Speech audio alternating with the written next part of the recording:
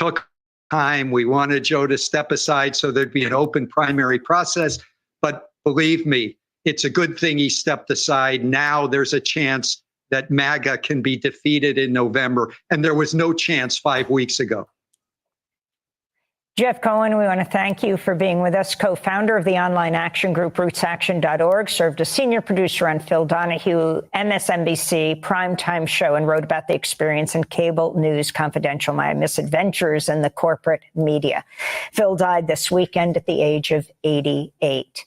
This is Democracy Now! I'm Amy Goodman with Juan Gonzalez for another edition of Democracy Now! Breaking with Convention. The viewpoints expressed in this program are the opinions of the people expressing them and are not necessarily those of Fresh Air Incorporated, its staff, or its board of directors. Hi, this is Al McFarlane, host of the Conversation with Al McFarlane. You're listening to 90.3 FM, KFAI, Minneapolis.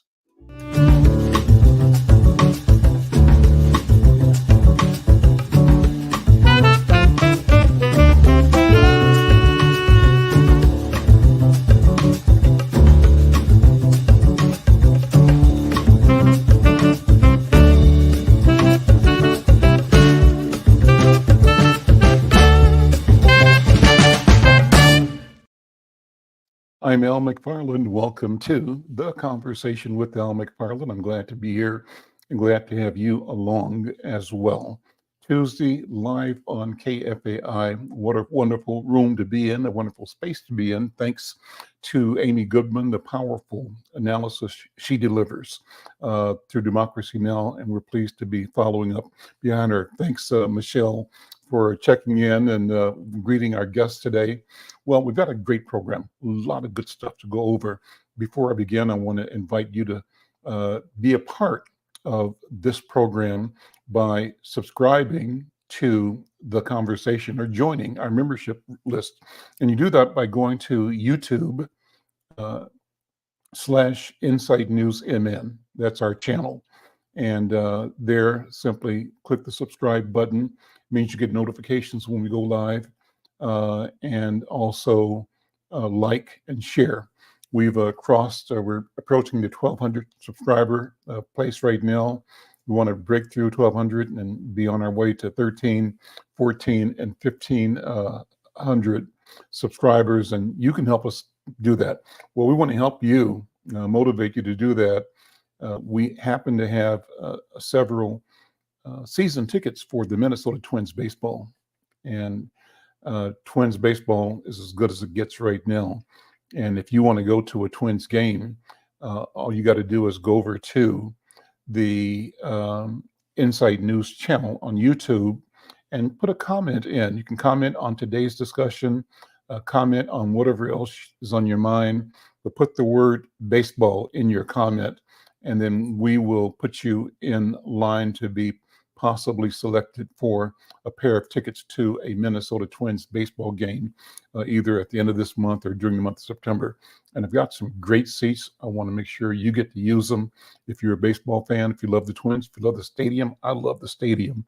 Here's a chance to get premium seating and enjoy it. And you get it just by being a supporter, a subscriber to the Conversation with Al McFarlane. So go to Insight News MN, YouTube Insight News MN.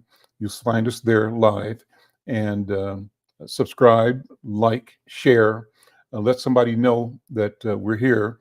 Tell them about the baseball tickets because we want to give them away, and we'll get going. Well, baseball, great segue into our opening of the show with Coach Leah. Coach, how you doing? Good to see you, my friend. Thank you for being here. And by the way, the term coach has more significance now than ever before. And so when you call somebody coach, you're talking about good company, you and Coach Walls.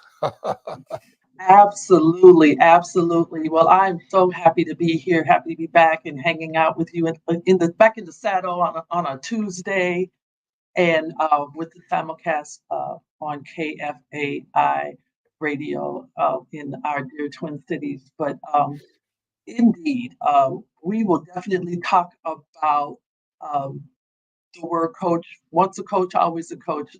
Just a little later in this segment this afternoon, but I wanted to start the segment today just talking about Olympic gold for Lynx head coach Cheryl Reeves.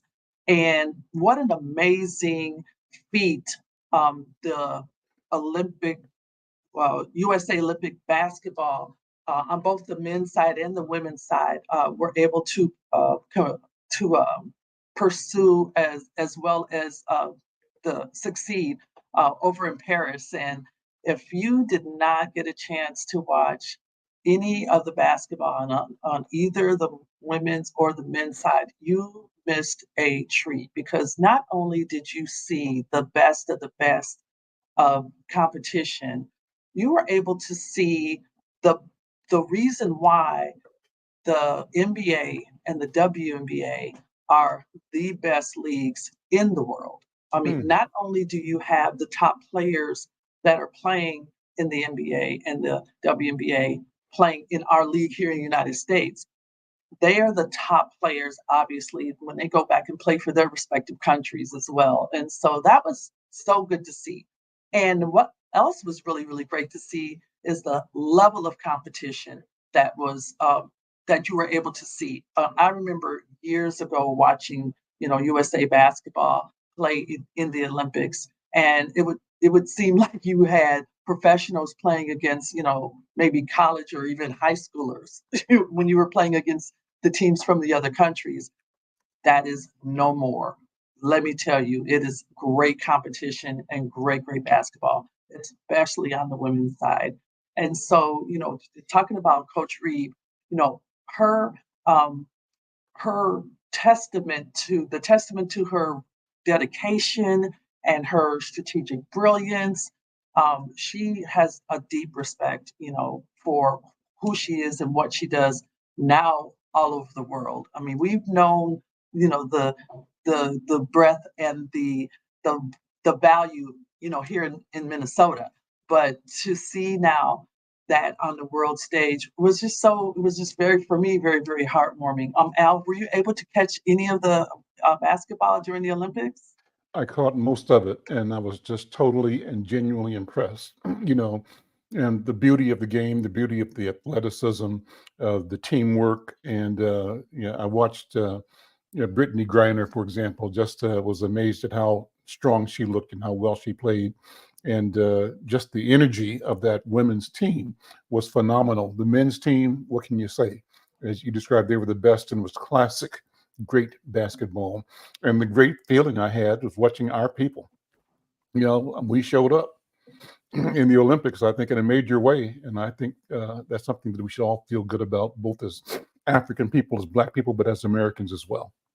Absolutely. And what was fun for me also is, being bi-coastal between Texas and Minnesota, seeing Simone Biles with gymnastics, and just how she just dominates that sport right now. And just seeing, being able to cover the Olympic trials in Minneapolis, and then seeing how that translated to what was then displayed at the Olympics was phenomenal for me. I just was getting just goosebumps just watching that, and how that team came together and again dominated in gymnastics during the Olympics. And so that was a lot of fun. And so I'm really grateful for the opportunity to serve as the sports editor for Insight, and be able to see up close and personal as well as behind the scenes, and that's kind of my favorite anyway, the things that are not necessarily having to do with the competition, but seeing behind the scenes, the preparation, the camaraderie, those things that everybody doesn't necessarily get to see because they're not able to have the lens that we're able to have behind the scenes as the journalists. So yeah, it's pretty cool. Oh, I can't hear you, Al. I think you're on mute. And normally you're telling me that. There we go. Yep. I was on another screen. That's why. And I didn't realize that I had muted to change. I was keyboarding. But this is a great place to talk about this connection between sports. And I wanted your comments, your feedback on the presentation at the national convention of Steve Kerr. What were your thoughts about that? And again, let's sort of close the section out today with the meditations on this whole idea of a coach. You have once a coach, always a coach. What do you mean by that? And what are your thoughts on that? So once a coach, always a coach. So first coach, let's talk about Coach Steve Kerr and how dynamic he was during the Democratic National Convention last night. Oh my God. So he's so well respected. And of course, he's won numerous titles with the Golden State Warriors. And now he's got this Olympic gold medal as well as the USA Olympics head coach. But his remarks were so amazing. He's always been known for his sharp wit and his unflinching honesty. And he brought a very fresh perspective. And, it's one of these things where, where does politics, cross the lines into athletics? Well, all day, every day. If you really think of the history of athletics, a lot of top athletes, as well as top coaches, use their platform to talk about, some things that are important to them in real life. And politics is real life. You know what I'm saying? So it's not even just about the sport, but it definitely gets your attention when it comes to, your thoughts about what's happening in the political world. So, his words were a reminder that sports can be a powerful platform for change. You know what I'm saying? And his support for the Democratic agenda showcases his commitment to making an impact beyond basketball. And I will tell you, I've been telling a lot of my friends that have this platform to use it right now, especially for voter registration and getting out to vote. It's not good enough just to register. We've got to register, and then we got to go vote. And we have to vote also for the local leaders. That's going to be so important that, it's great to vote for who we want for president and vice president, who we want to see in the White House.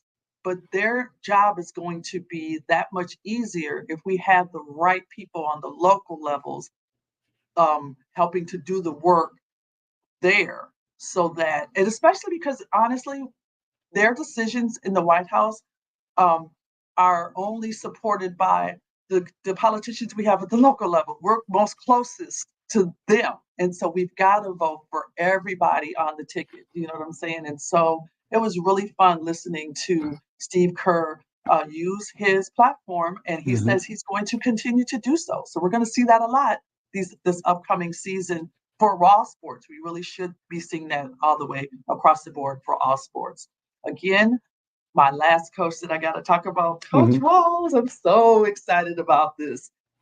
Once a coach, again, always a coach. And what an amazing running mate Steve Walls is going to be for Kamala Harris during this run. And, he encapsulates his enduring commitment to guiding and mentoring and just inspiring those around him. And, when you have a great coach is not going to just kind of tell you what to do and put you in position to be successful, but they're also going to be cheering you along the way. And that is the thing that I hear and that resonates so much with me in these next coming, I think it's like 77 days we have 77 days. And I say we because I am for sure a Democrat that will be voting across the Democratic lines for this election. And I just enjoy the fact that you're going to see a coach in the full essence of coaching, and understanding that you're not always in charge, but your voice and your influence and the way that you're guiding can be a major influence into what happens with the leader, and what happens, when you parlay that back into on the field. You're not on the field as the coach, but your words and your guidance is going to help every single player on that field be successful to get the win, right? And so that is why I'm just so excited. And I'll be talking more and more about the coaching influence in not just politics, but in everyday life. And but yeah, so once a coach, always a coach. I think I'm gonna put a hashtag T-shirt. It's a good one. Because you're definitely one of my coaches too, and I'm so great. Coaches. There we go. There we go. Coach Leah, thank you so much. Always good to see you. We'll see you next week. Indeed. Bye-bye, everybody. Bye-bye. I'm Al McFarlane. This is The Conversation with Al McFarlane. I'm going to move next to my next guest, who's a friend, and I call him a elder and leader in the community, Michael Chaney. Michael Chaney is a force for change. He's a director, founder of a project, Sweetie Pie. He's been like the voice in the wilderness, calling us back to the land, calling us to be better stewards of our environment, and telling us, reminding us that being connected to the land is our natural condition. It's where we belong, where we've come from, that we have been kind of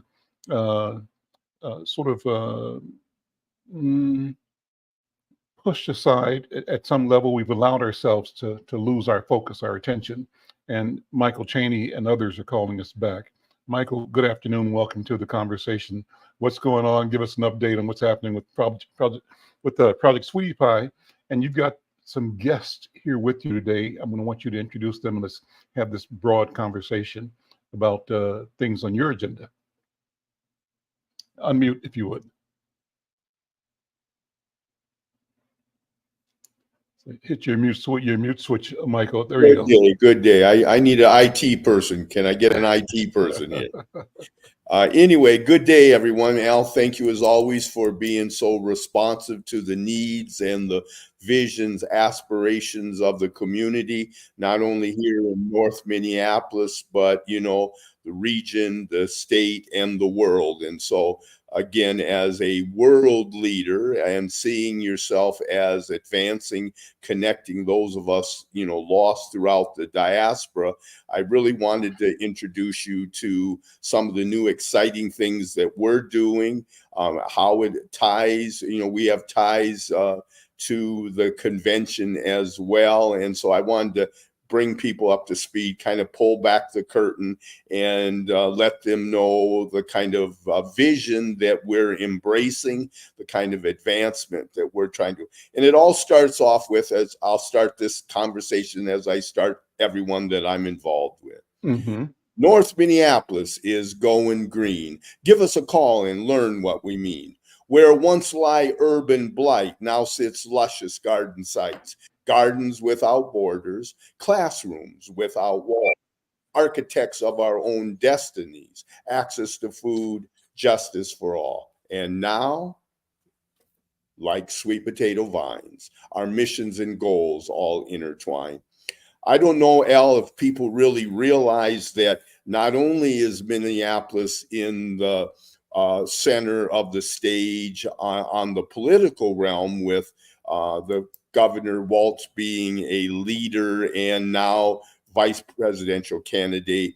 But going beyond that, we are also leading the way environmentally, horticulturally, agriculturally. And so that has been the work of Project Sweetie Pie over the last 15 years. You know, as an activist and organizer in the 80s, I was the founder of the Juneteenth celebration in North Minneapolis. In the 90s, the founder of the Wendell Phillips Credit Union in South Minneapolis. And in 2010, when North High came under attack, I approached the school and asked them if I could get youth in North Minneapolis to start growing food, could we utilize the green room that had been abandoned, you know, over 25 years ago. And so we're really trying to reform education and bring that forward. This year, we've got an exciting workforce model because, you know, we can't sustain any of this food. We're not really growing food. Oh, yeah, that's a great byproduct.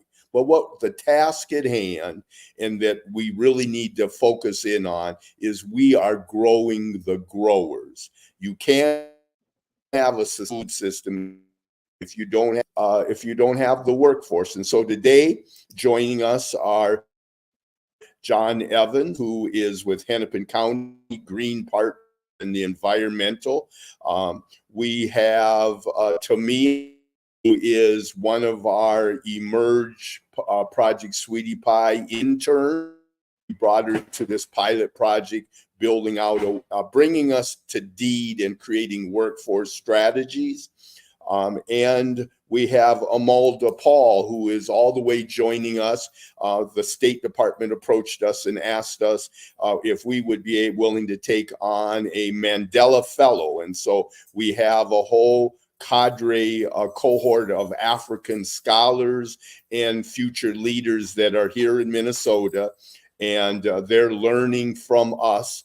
And we've been blessed to be able to get Amalda here, who's interested in food supply and in strong local food systems. So those are the guests that we brought today, and they're behind the curtain, and we want to pull back that curtain and really bring everybody, those from the educated elite to the foot soldiers in the street, and those who have been stranded on the sidelines, bringing them to the front lines in food security and in climate mitigation. Let's bring them in and welcome all of you to the conversation. John Evans, let's start with you, but welcome also Tania, I think it is, Tania, and welcome Imelda. I'm glad to have you both here, and excited to hear your voices and your vision in this conversation. John, what's your work at the Hennepin County Environmental and Energy Department? Thanks for having me, Al. Again, my name is John Evans with Hennepin County Environment and Energy, and I am responsible for overseeing our natural resources work, including forestry, as well as our brownfields contaminated site cleanup work. A lot of people might not realize it, but Hennepin County functions also as the Soil and Water Conservation District, and we have a mission to preserve natural resources and soil health in our work. I think more specifically to the work that we've been partnering with Michael and Project Sweetie Pie on has been largely centered on our forestry program. The county operates a 2,000 tree gravel bed nursery in Plymouth, and our mission initially with that was to try and at least mitigate the loss of trees due to emerald ash borer, which is going to have really a catastrophic effect across the county, but particularly in areas like North Minneapolis that already have low canopy. And so we developed this nursery with working with the U of M on guidance on just how to do it, but it's a way of raising trees that allows them to develop really big root systems that give them sort of a kickstart in growing in locations. And it's a very transportable technology, and we've had the pleasure of working with Michael on a couple of projects in North Minneapolis using that. That's awesome. How familiar would you say ordinary residents of the county are with the environmental mission of our county? I'm so glad to meet you and glad to hear you talk about stewardship and trees in particular. But is there enough discussion? Is there enough awareness? And if there's not, what can we do to make sure that ordinary people in the course of their ordinary days are both conscious and intentional in appreciating, valuing, and supporting the value of effective stewardship with trees and with the environment? What do you think? Well, I think we certainly are, and part of our mission is to really educate benefits in the value of natural resources, but specifically, I think in this case, is just the benefits of trees. Trees improve air quality, they absorb storm water, and they provide heating and cooling. And in areas of like North Minneapolis that are some of the most afflicted with the urban heat island effect, planting trees is probably one of the most cost-effective ways you can do to benefit to reduce that effect.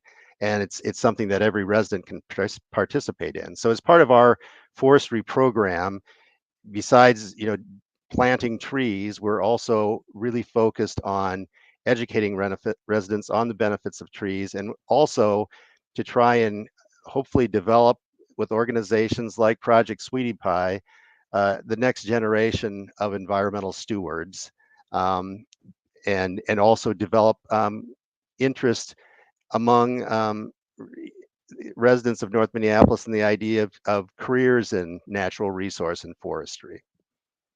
Awesome. Let me bring Imelda in. Imelda, welcome to the show, to Conversations with Al McFarlane. I've got some notes that I'll use to describe you. Imelda Nguma is a nutrition and gender specialist with over 6 years of experience in nutrition, agriculture, environment, climate, gender, and social inclusion projects.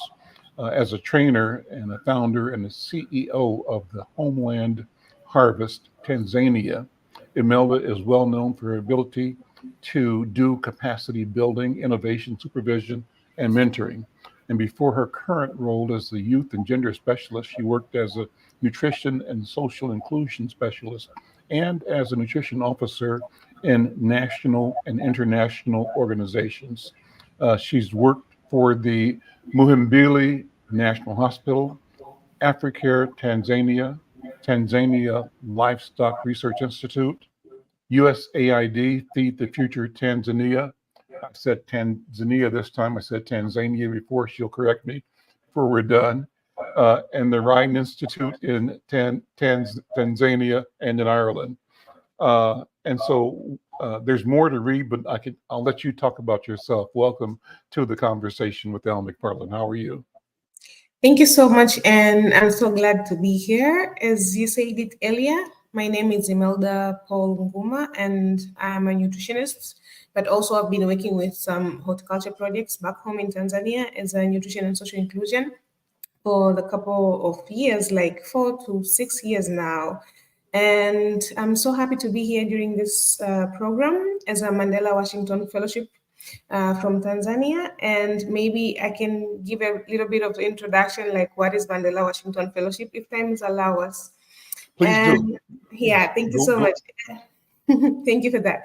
So Mandela Washington Fellowship for Young African Leaders is a flagship program of the United States state government for young African leaders.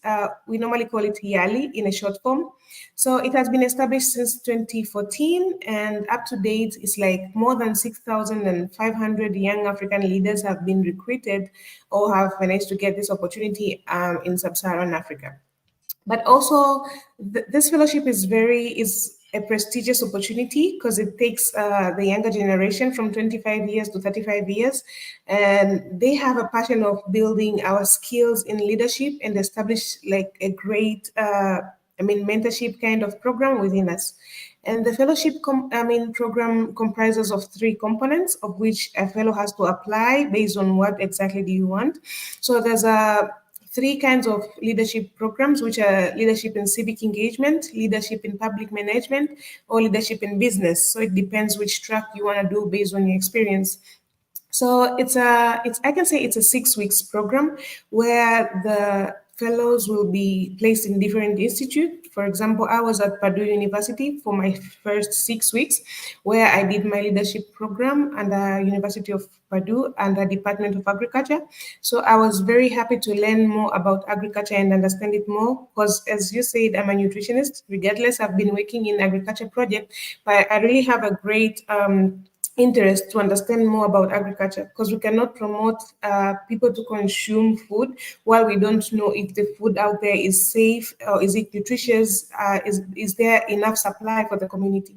So after the 6 weeks of the leadership program, I got an opportunity to participate in another program within the fellowship. It's called the PDE, Professional Development Experience, for 4 weeks, of which I've been in Minnesota under Project Sweetie Pie as an intern, and I will accomplish this at the end of this month.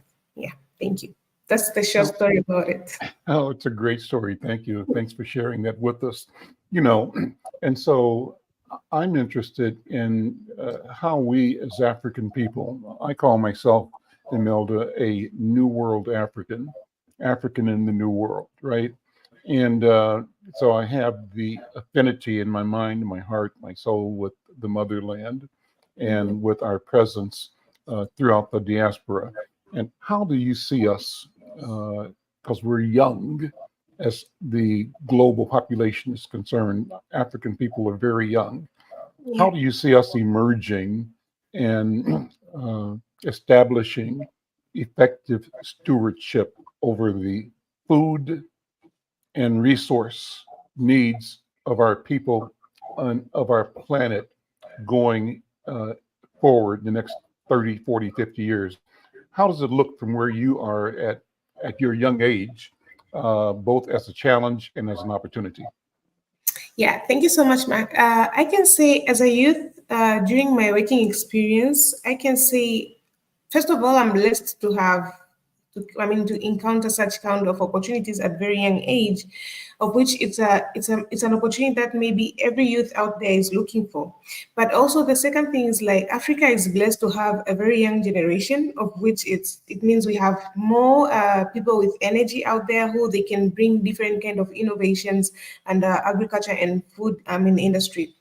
But also, I believe it's only what we need is to capacitate the youth that we have. As a young leader and a nutritionist with interest in agriculture, my work also is to promote this kind of opportunities, to this younger generation. But apart from promoting these opportunities to the younger generation, I am standing as one of the example that I want to make a change within the food value chain. Like, we need to see agriculture back home as one among the opportunities that can really make us develop and can really bring a lot of youth on board so that they can practice agriculture, but also they can bring a change in each country, in their countries.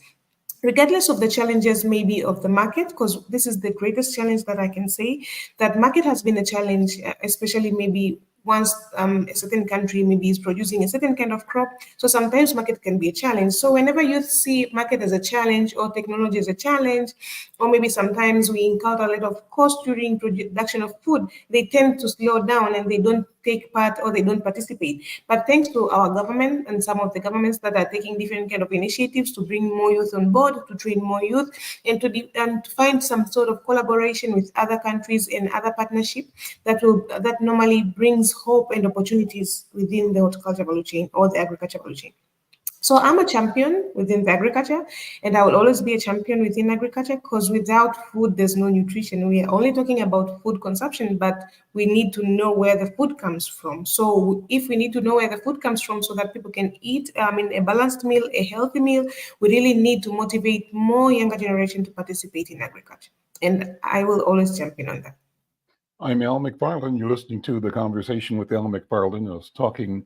I'm talking with Imelda Nguma, and she's here. She is a fellow with the Washington, is it Washington?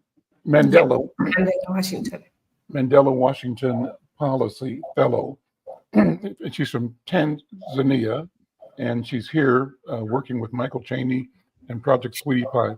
Michael, come back in, if you would, and introduce Tamia as another young person. Let's bring that voice in as well. And let me acknowledge that my co-host is here, Jonathan Palmer. Hey, Jonathan, good to see you. And we'll just broaden this conversation as we go. Michael, introduce Tamia. Okay. Well, first of all, I want to expand, thank all of my partners, not only those that are here on the phone call today, but to really set the context in which, John talked about our installation at Oak Park Neighborhood Center, where we're doing our gravel bed tree farm and addressing the emerald ash borer epidemic. These trees will be brought to harvest or be deployed in the fall to families who are going to lose their trees, and we're stocking. We're part of the supply chain now. This is all part of Project Sweetie Pie. There's 4 phases. Stage 1 is scattered gardens. Stage 2 is social media. Stage 3 is infrastructure, seeds and extension. And stage 4 is what I call pi squared, green to the second power. And that's workforce strategies and new and emerging green enterprises. And so not only locally, but nationally and internationally. So again, hats off to the Mandela Fellows, because we're very interested in building that bridge, being that pioneer, establishing the spice trade, just like Marco Polo did, that there are economic opportunities in Africa for African Americans. All we have to do is be open to expansion and realize that the whole world is our stage, that we're not just relegated to North Minneapolis. But we can't do that without leaders like Imelda and this next young woman who is part of our workforce, this workforce pilot project between Emerge, Project Sweetie Pie, Hennepin County Green Partners, the City of Minneapolis, the Department of Natural Resources, Tree Trust, and Pillsbury United. That, I always like to say that there's a hole in our bucket. Then fix it, dear Henry, then fix it. So we're fixing this broken food system, and we're doing it with young people in our community. Mia is a phenomenal young leader, just like you met Imelda, Northside resident, and I'd love her to tell her food story because I think that we have birthed another world leader who's ready to take the whole world as her playground. Welcome to Mia. Hi, good afternoon, everyone. What an introduction. I mean, at 23 years old, I consider myself kind of a pioneer when it comes to leading the youth in the right direction, although I am still a youth myself. This experience kind of has invoked a lot of the memories that I have from my childhood of growing up on a farm in Georgia that had like the biggest peach tree that I'd ever seen anywhere. We didn't even have fruit trees the way that I see them prevalent in Minnesota. I've watched. I actually lived on the north side a few years ago, and I've recently moved back about a year ago, and I've quite literally watched that community change. It's been to say beautified would be an understatement because I've just seen so much more of community outreach. I've seen so much more greenery, so many more gardens, and to have been able to be a part of that, to help to lead the youth in the right direction, and to be a part of the pilot program for Emerging Project Sweetie Pie to help the youth to understand the importance of urban farming and urban agriculture. It's been an honor. So what do you do? What's your role? What's your work inside this initiative in the community? So my role was youth lead in the urban workforce training. And it was basically my job to help the youth as I've been speaking on, to help the youth to understand the importance of urban agriculture and what their role is. Basically over the summer, I've been helping them to understand how to be world changers, because this is what you are doing. I remember at our ceremony, I had just made sure to make it known that they should be proud of themselves, that they have helped to affect change, that they have they are the driving force for the future. And Jonathan Palmer, jump in, my friend. This is a great conversation. I think you know Michael Chaney. Michael is I can call him the jewel of the Nile, and I'll say that in the sense that Michael had shared a vision with me that I can't get out of my head. And he said, Plymouth Avenue is the Nile Valley of North Minneapolis. And I have this awesome appreciation of the Nile Valley as the birthplace of civilization itself, of humanity, and a place that we belong to, that belongs to us, that we connect with. And Michael, with his visionary, poetic voice and style, declares, standing and looking down Plymouth Avenue, a neighborhood, a street that had been laid to waste and left to lie barren for almost 20 years.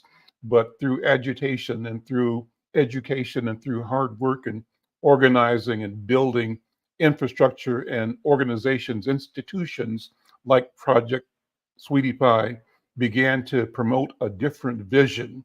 And the vision he promotes in a way that's powerful, that's palpable.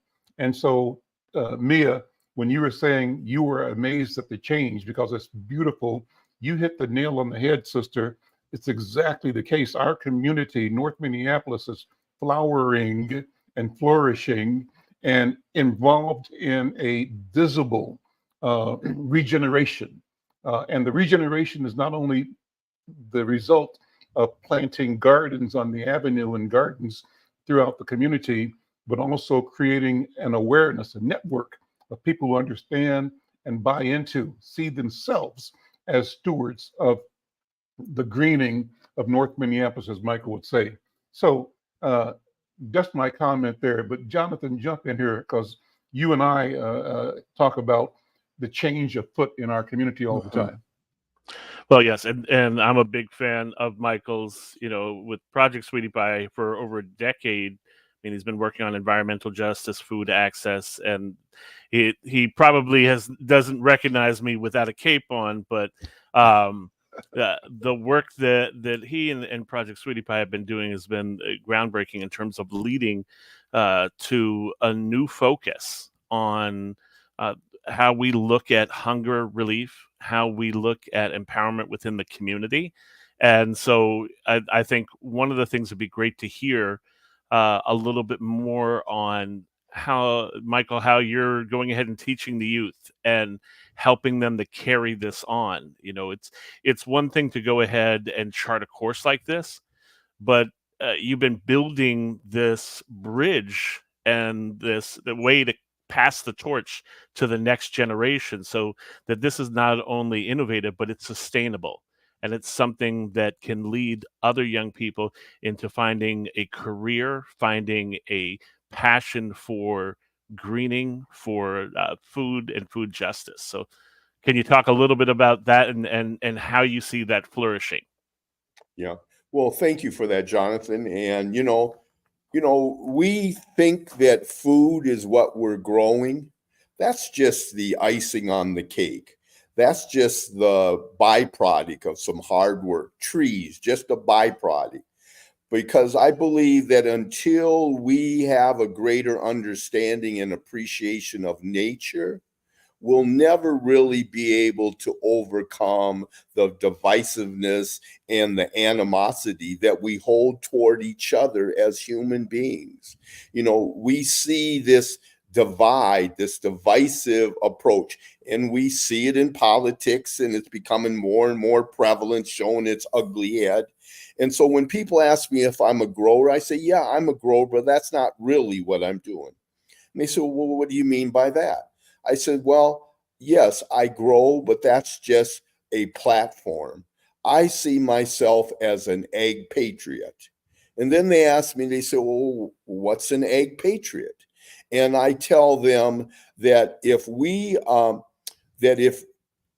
I can say it any better than, John F. Kennedy said, ask not what your country can do for you. Ask what you can do for your country. When you hear about stuff about the Sustainable Development Goals and addressing climate mitigation, until we come together as community, as a globe, to really address these issues, this divisiveness, this negative, and I think this political, going back to your core of your program, Al, until we really look at the divisiveness that is driving us apart and driving a nail in our coffin as a democracy, that until we realize that this is our homeland and it's the homeland to each and every one of us, and the Mother Earth is calling us. And so I'm only creating a methodology, a platform for us to come together as community. And the UN calls for its Sustainable Development Goals, where you bring together governmental agencies, nonprofits, NGOs, large and small, private enterprise, communicators, educators.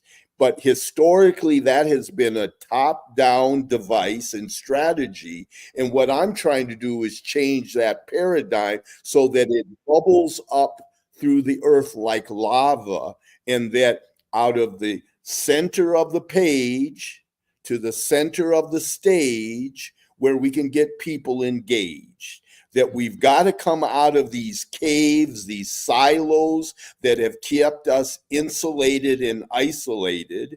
We've got to change the paradigm where we as African Americans and communities of color and immigrants, where we're simply being used as placeholders in the consumption chain. We have to move our communities from being consumers to producers.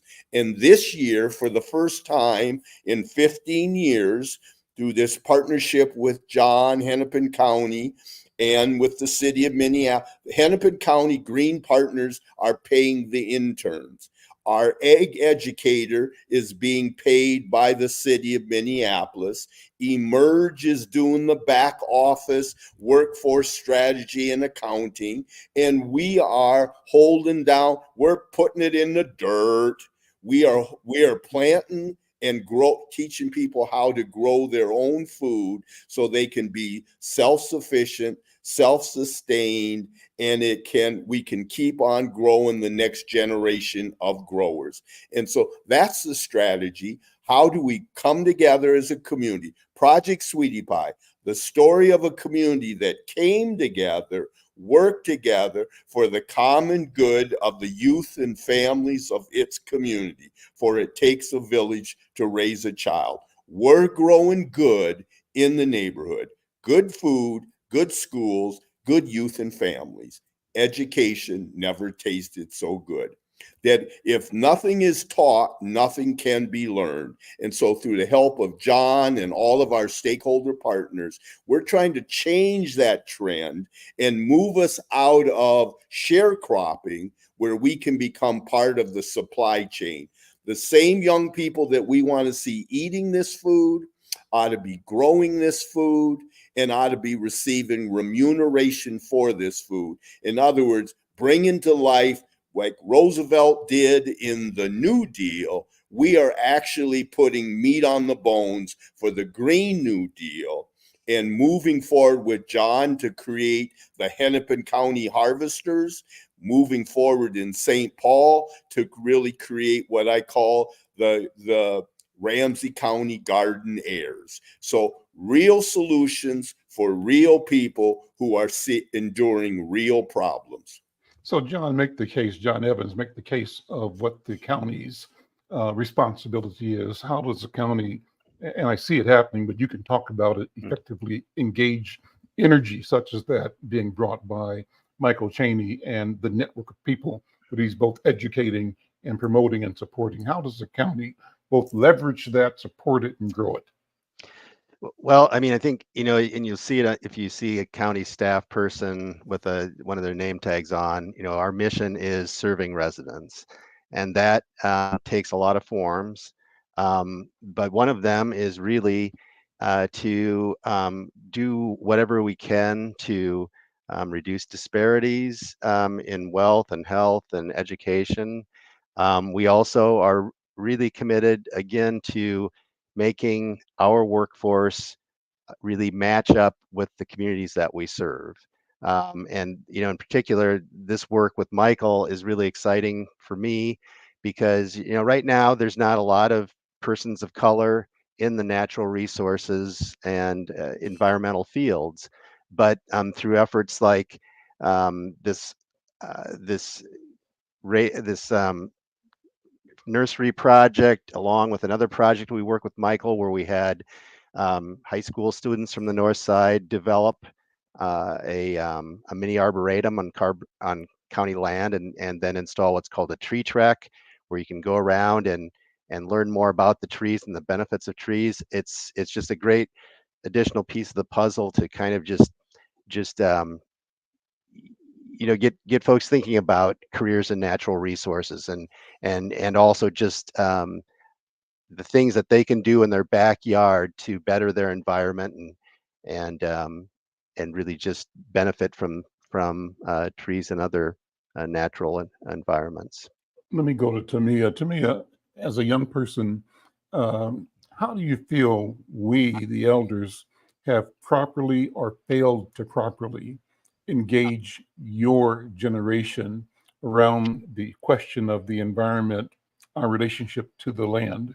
You know, it seemed to me that a lot of our kids in the city were tricked into believing that if they couldn't buy it at the corner store, it didn't exist. What do you mean?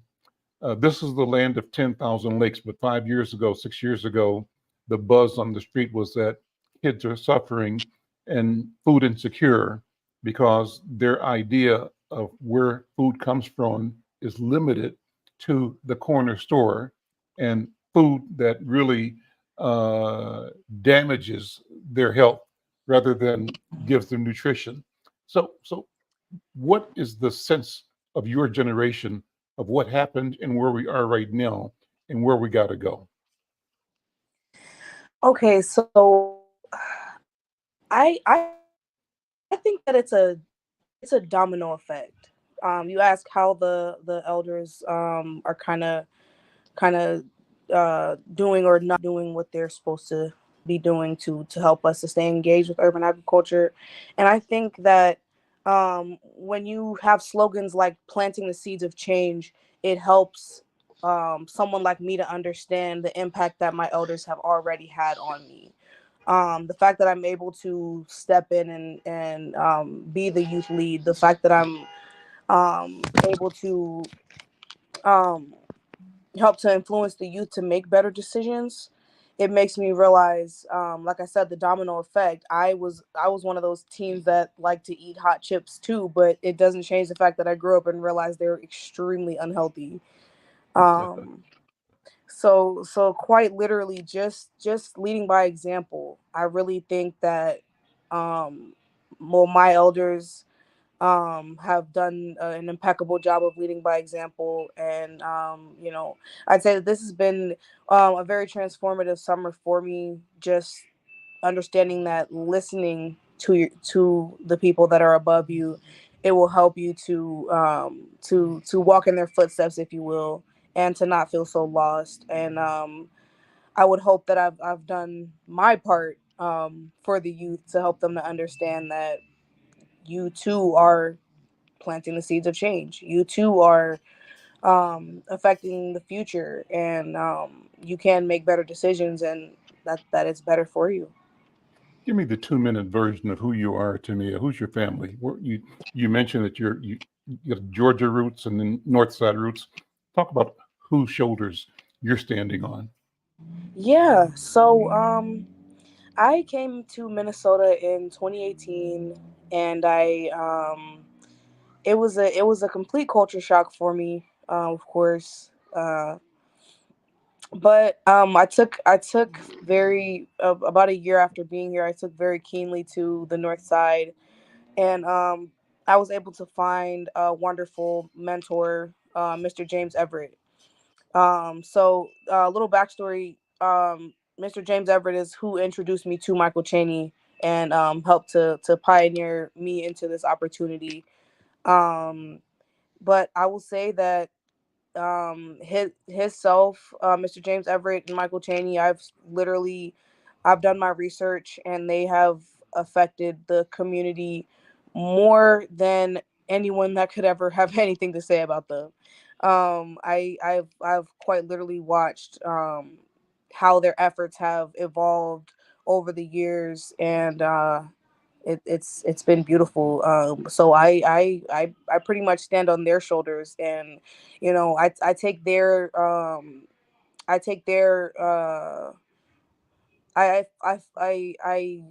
how do you say, I take their example, if you will, and it's just it's a beautiful experience. Let me take it one step further. Who's your mom? Who's your dad? Who's your grandpeople? What's your lineage? If I So ask you who you so are, the question becomes, what in creation has poured into this moment to make Mia the Mia that I'm dealing with right now? It's funny that you asked that specific of a question, because I had just recently had an epiphany about how my roots have shaped me. So my mother is Jamaican, my dad is Cameroonian, and I'm actually first generation American. I have seen the way that God created me to become a pioneer for change in America. And that my roots very heavily influence the way that I'm willing to fight, the way that I am willing to um, the way that I'm willing to take initiative toward things that are actually important for the world. So I had a I had a mom that always wanted to help fight the world, and well, fight the man, if you will. And I have a dad that is very much he's a very good show of what it means to be a hard worker, what it means to fight for what's right. And that's a little bit about me, That's about awesome. my lineage. Yeah. John, same question for you. We've got a few minutes, but I think it's always nice to get a sense of where people are coming from. And that's not just the job, not just the pedigree, but the soul, the spirit. So who is John Evans? Well, I grew up on a sheep farm in Iowa, and so I've always been, connected to agriculture. And although I went on to college and really kind of focused on geology, and but always with the connection to the environment, and originally working to clean up contaminated properties throughout the country, but most recently in Minneapolis. And just through evolution, opportunities, I was able to sort of take on a greater role in overseeing our natural resources work and our forestry. And it's really been a really rewarding opportunity, because it really allows me to really connect with people much more so than some of the other areas I've worked in. And it's allowed me these great opportunities to meet folks like Michael, and just connect with the community, and take what knowledge I have to try and help people, um, and just provide them with what I can. So Let me close with Imelda being here and for your work, but I wanted to ask you to share your vision of how we organize both locally and globally. I think Michael made reference to it. It's a question of us understanding that we have both the tools, the technology, and the capacity to complicate each other's lives in a positive way, that we're not dependent upon looking at each other through European eyes or European history. We can develop an appreciation of who we are and where we've come from that is reflects an Africana worldview. What do you think? Yeah, thank you so much. What I believe is, like, for any success, it needs collaboration. Like, we cannot work on our own. Like, I never knew, like, one day I'll get this opportunity. I never knew, like, one day I'll get to be in Project Sweetie Pie. But through networking, collaboration from one country to another, it really made we young African leaders be here today in the United States of America. It made me being here today at Project Sweetie Pie. So what I believe is to create more opportunities for collaboration in everything, because we are all humans and we depend on one another, regardless of the technology we have. We can share the technologies, the knowledge we have, we can share the knowledges, so that we can all build a better place in the world for the young generation to survive, for the young generation to thrive. And at the end of the day, it's like everybody will be happy with where they live, with what they have, with what they eat, and all the atmosphere will be much more friendly. Yeah. Imelda, thank you. Michael, is there an event coming up that you want to call people's attention to? Something going Yes, on? thank you, Al. We're doing We got 1 minute. 1 minute. We have an event coming up on Friday. It's called Field of Dreams, where we're bringing the whole community together. And I see it as, you know, last week I went down, it's Field of Dreams. It's at 1701 Oak Park. It's from 10 to 3. We're going to be giving out certificates of appreciation to our young people who completed our workforce training pilot, but we're also extending it to Appetite for Change, to We Win Institute, Youth Farm, and other organizations. We need to come together as a community, celebrate as a community, and grow as a community. And growing a healthy food system and a healthy society that I like to say, let equity and inclusion be the fuel that feeds our nation's future. That'll be the Come mic out and drop. see us on Friday. We're out of time. Listen, thank you, Michael. Thank you, all of our guests today. We'll see you next time. I'm Al McFarlane.